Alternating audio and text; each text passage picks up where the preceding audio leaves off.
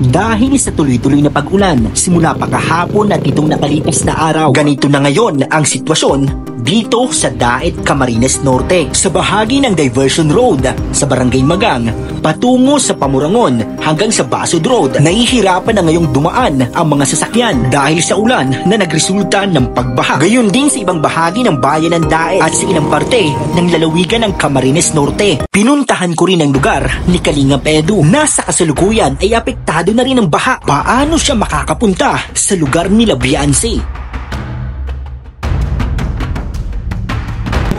Mga Kalingap, narito po tayo sa bahagi na ito na kung saan kitang-kita po ang baha dito po sa lugar na ito. Dito po sa may diversion part sa bahagi ho ng Magang papunta po doon sa Pamurangon. Yan, hanggang sa papunta pong Basud Road, mga Kalingap. Nahihirapan yung mga sasakyan na makatawid dito. Yan o, sobrang lalim na naman po ng tubig dito sa daanan na ito, dito sa may diversion part ng papunta po sa Basud, ano, from dito sa may HP, dito po sa lugar na to ng Magang. Ganito po, ano, papunta doon sa Pamurangon hanggang Basud Road po, mga Kalingap. Ganito ang ano dito, yan, baha-baha na naman po. Nahihirapan na yung mga dumadaan dito. Yan, dahil po yan sa tuloy-tuloy na pag-ulan na atin pong naranasan simula pa kahapon at itong nakalipas na araw. Ito po, grabe ang ano, dulot po ng sama ng panahon. Ganito na, baha na dito sa ilang part dito sa may Magang, maging doon sa lugar ho nila Kalingap Edu sa may part ng Pasig ay baha na. Tingnan nyo po, grabe.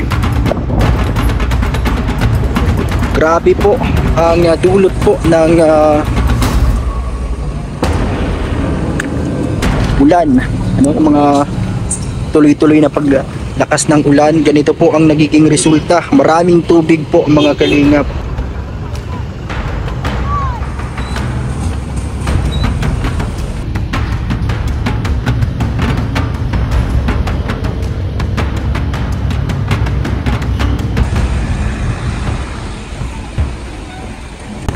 Grabe po mga Kalingap, bahang-baha na dito sa lugar na to.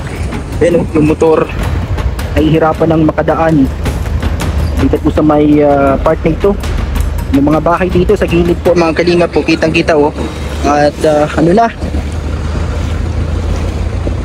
unti-unti nang nalulubog sa baha. Grabe po, ano, dito sa part na ito ng Magang sa may diversion part. Grabe. Yan po yung mga sasakyan. Lumalangoy na po yung mga sasakyan. Lumalangoy na. Kunti na lang ay ano na sila, para na silang sisisib. Sobrang ano po ito, nahihirapan na yung mga ano dito. Grabe. Ganito po.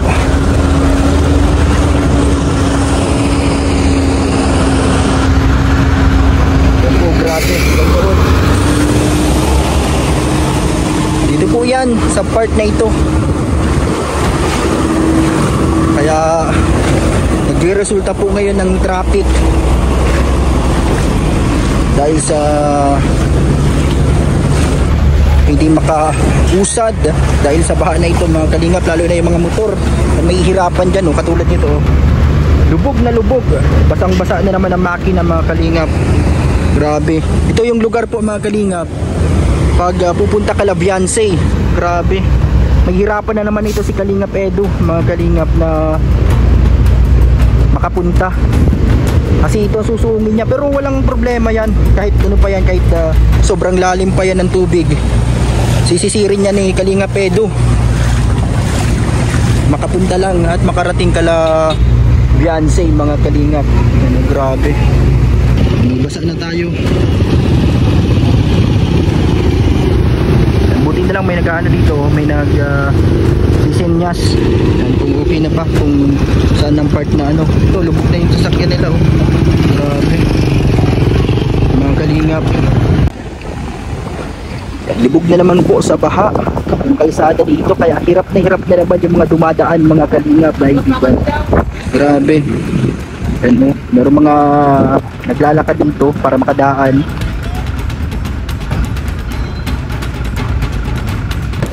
Ano, baha na po dito mga kalingap. Yung iba ng mga sasakyan ay nakagilid na muna dito sa may sa may unahan para hindi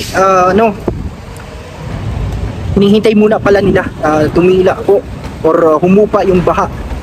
Grabe po, ito po talaga yung nangyayari dito kapag tuloy-tuloy po ang ulan, malakas na ulan. Nagre-resulta po ng ganito ng mga pagbaha. Yan, grabe po. Medyo nagiging traffic po. Yung iba nakaparking na lang dito. Hinihintay na muna maghupa yung baha, mga kalingap. So ngayon, puntahan natin yung lugar naman nila nila Kalingap Edu. Dahil dun po sa lugar na yun, sa may part ng Pasig po, sa bayan ng Daet, ganun din po talagang nalulubog sa baha yung kalsada. And, pero ito,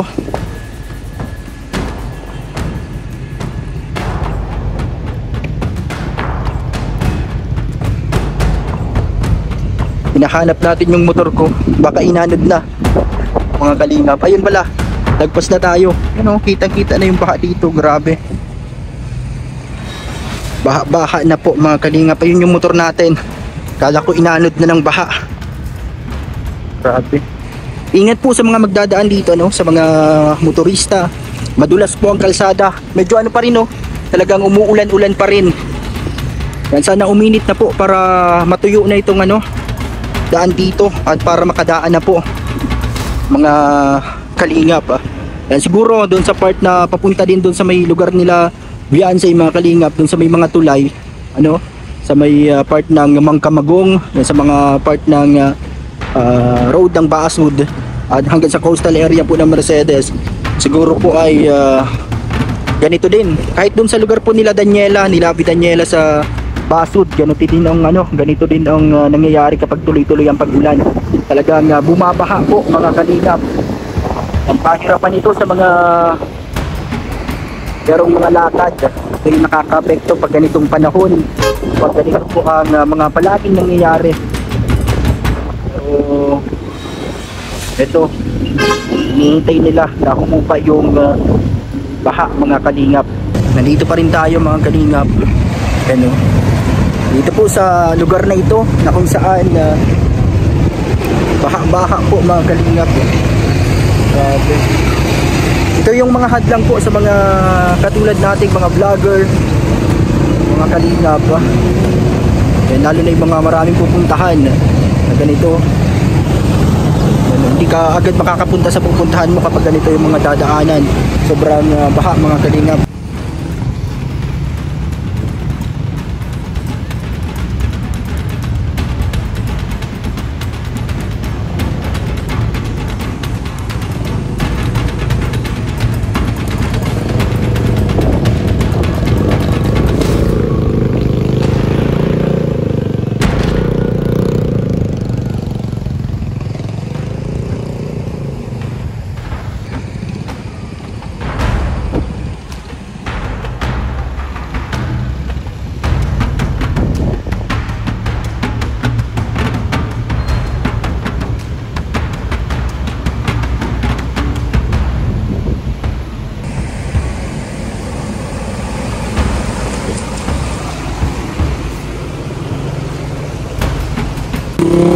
Yan po, ingat po ang lahat mga kalingap. Sana kayo ay ligtas sa mga ganitong oras. Kumusta po sa inyong mga lugar? Yan din ba ay maulan at binabaha mga kalingap?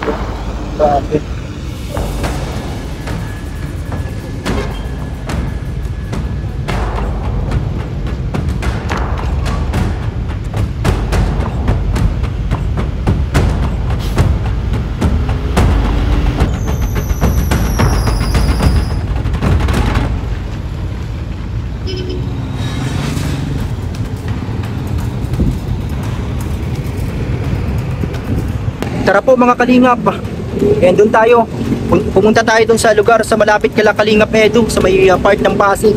Tingnan po natin yung ano doon, kung gaano ko kalalim yung tubig doon, yung baha, mga Kalingap.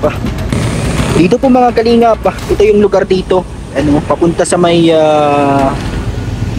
daan patungo sa lugar nila Kalingap Edu. Ganito yung dadaanan na dito kapag pupunta siya Calabianse, mga Kalingap. Dadaan siya dito papunta doon, ano, ito yung kanyang dadaanan. Grabe,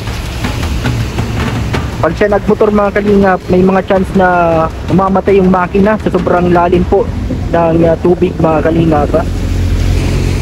Buti na lang at ano, ito tuloy-tuloy na yung pag agos. Yan, sana po maya maya kung ito ay tumigil na, bawas-bawasan po yung pagkabaha dito. Grabe po talaga, ano, umuulan pa rin kapag sa mga ganitong panahon mga Kalingap. Kapag tuloy-tuloy pa rin yung pag-ulan, madadagdagan pa rin yung ano na yan. Kaya dapat ingat po kayo sa mga taga-Daet, mga taga-Camarines Norte, na mag-ingat po sa inyong pagmamaneho, lalo na ganito po yung kalsada na madadaanan ninyo, madulas, maaring makina ninyo ay tumigil. Pero ano, dubli ingat lang po yan, dubli ingat lang para makarating sa inyong ano, mga pupuntahan. And kahit na bagalan nyo lang yung pag ano, mamaneho ninyo yung ano lang, normal lang. Kasi talagang grabe. Tara po, punta tayo doon sa unahan, yung pa sa lugar nila Kalingap Edu. Kalingap, grabe po yung ano,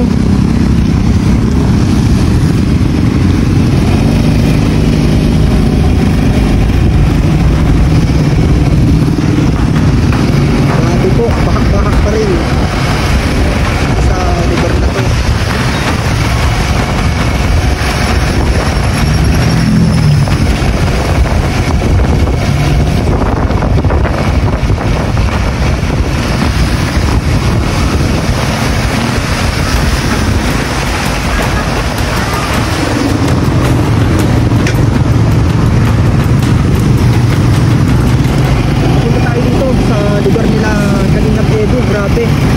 Baha na po dito, oh. Tagos ng tubig. Grabe, naipo na dito.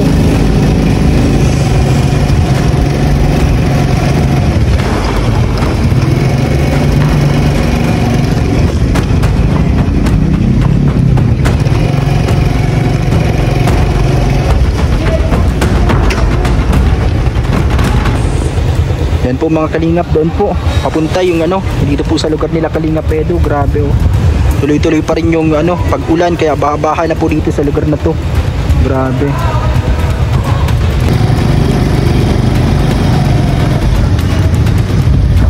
Grabe po, baha na po. Baha po dito sa lugar nila Kalingap Edu.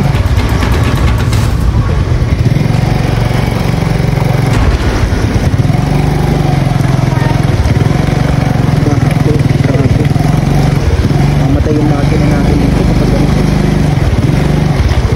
sobrang baha po.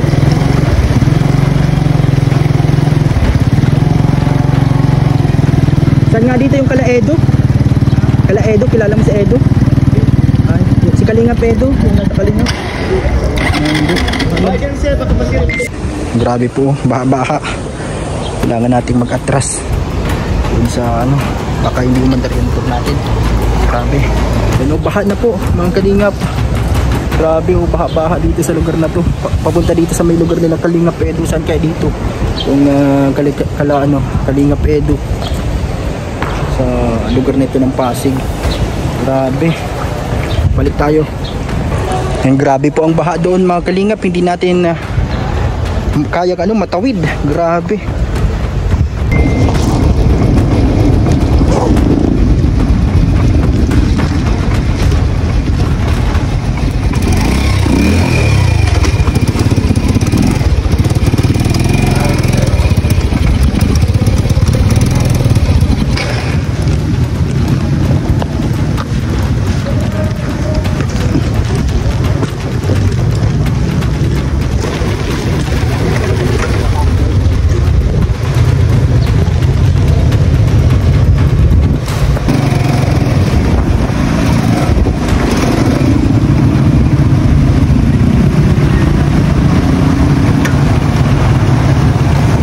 Grabe po ang baha dito sa bayan ng Daet. Dito po sa lugar nila Kalingap Edo, grabe, baha-baha na.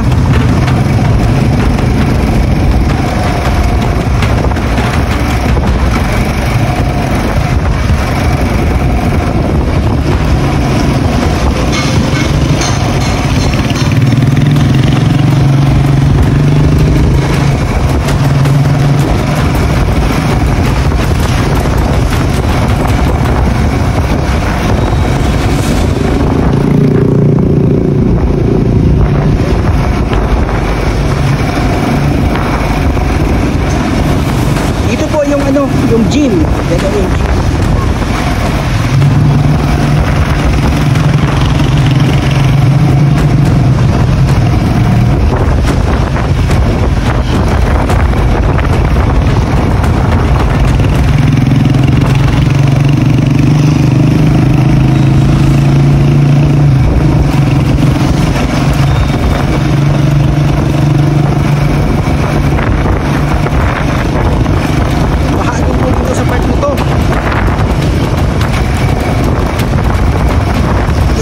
Part ng CNSC, grabe. Yan yung baha din po. Ingat po. Ingat sa ating lahat.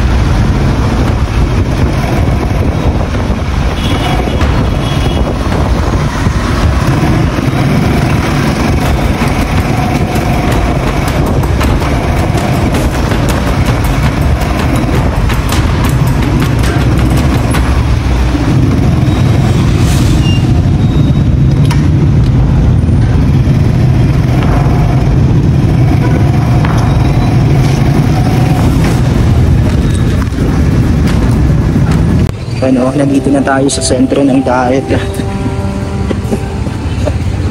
Kain tayo ng ano, lomi, mga kalingap.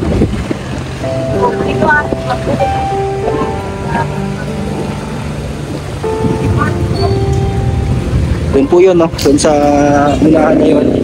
Sa loob, marami din mga lomi. Grabe, ganito pa rin po. Umuulan pa rin po dito sa bayan ng Daet. Grabe po. Umaambon pa rin, umuulan-ulan pa rin. Kaya yung baha po, ano pa rin siya, unti-unti, paunti-unti lang yung pagkupa, pero nadadagdagan pa rin kasi tuloy-tuloy pa rin yung ulan eh. Dito tayo makain ng lomi. Dito po.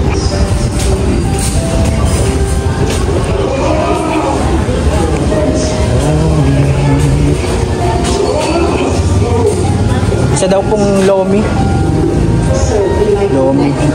Dine-in po. Isang Lomi. Habang hinihintay ang Lomi. Ayan, kain na po tayo. Lunch natin. Parang breakfast and lunch na natin ito. Ngayon ang umaga na ito. Tipid muna. Malamig. Tamang-tama ito sa malamig na panahon. Lomi. Sarap ito, Lomi with rice. May kalamansi.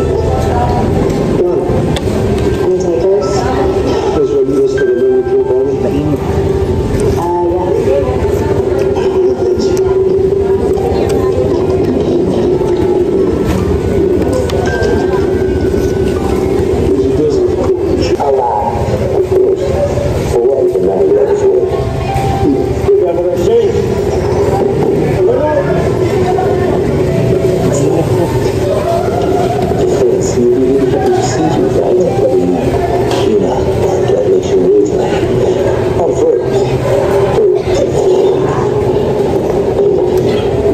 Tapos na po tayong kumain. Ayan, tara na po. Balik tayo dun sa pinagparkingan natin ng motor dun sa may likod ng PNB. Grabe pa rin po yung ulan. Dito po sa sentro ng ng Daet. Ayan, tingnan natin dito sa si Tatay Tomas po. Pag dumadaan kasi ako dito, may minsan nakikita ko dito. Nasaan na ba yung sukli kanina? Bigyan na lang natin kay Tatay Tomas yung sukli. Wala pa tayong mga vlogs mga kalingap, lalo na yung charity. Naupusan tayo ng pang-ayuda. Kaso wala pa lang ngayon si Tatay Tomas. Day off niya nga yata ngayon. Wala si Tatay Tomas. Day off niya. Susunod na lang, balikan natin dyan pag pag napapunta tayo dito sa sentro. Grabe pa rin maulan pa rin po. Tara po. Napunta na tayo dun sa natin sa motor.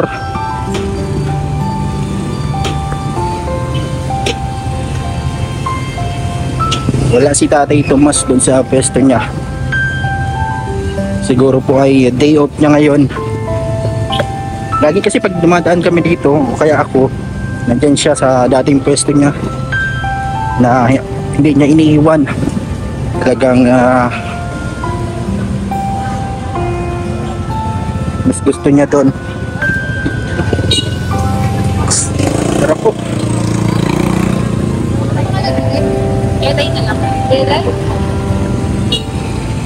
And let's go. Hintayin lang natin magkulay green.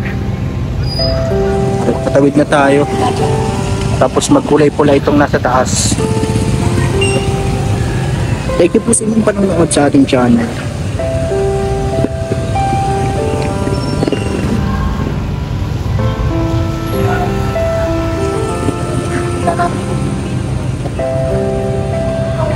Let's go na. Kulay red na yung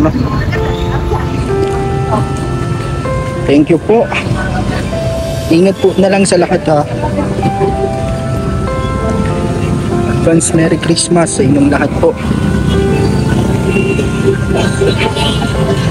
Yan, sana ay masaya po ang inyong Christmas. Sama po ang inyong mga mahal sa buhay. At sama-sama nating salubungin ang panibagong taon na naman po ng ating buhay. Thank you po.